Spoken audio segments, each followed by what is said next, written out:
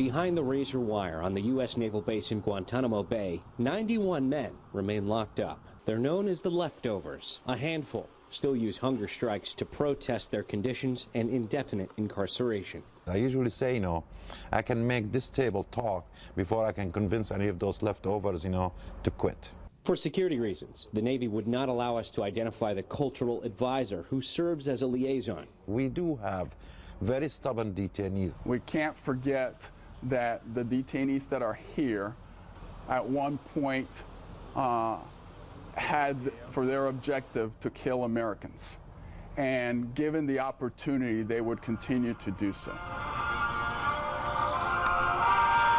The Navy invited the Associated Press for a visit to the camp for the first time since the population dipped below 100, from a high of nearly 680 in 2003. Empty cells outnumber occupied ones, while 2,000 servicemen and women keep the camp running at a cost of $100 million a year.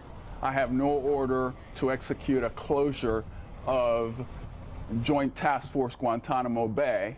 President Barack Obama is expected to submit his Guantanamo closure plan to Congress later this month, where it will likely meet the same resistance that has prevented Obama from making good on his vow to close the facility when he first took office. And we just react to what we're told what to do. Marine General John Kelly was commander of U.S. Southern Command, which included Guantanamo, until he retired in January. He says closing the detention facility would be complex because the suspected enemy combatants cannot be transferred to a normal prison. Because of the nature of the detention, DOD has to continue guarding them. Authorities, however, have determined 34 of the detainees can be released without a security risk. The U.S. is working on finding countries to take them, which is expected to be done by this summer. The remaining 57 include 5 men accused of planning and aiding the September 11th terrorist attacks. But I do think there's a place that we would need to indefinitely hold detainees, at least until whatever the conflict is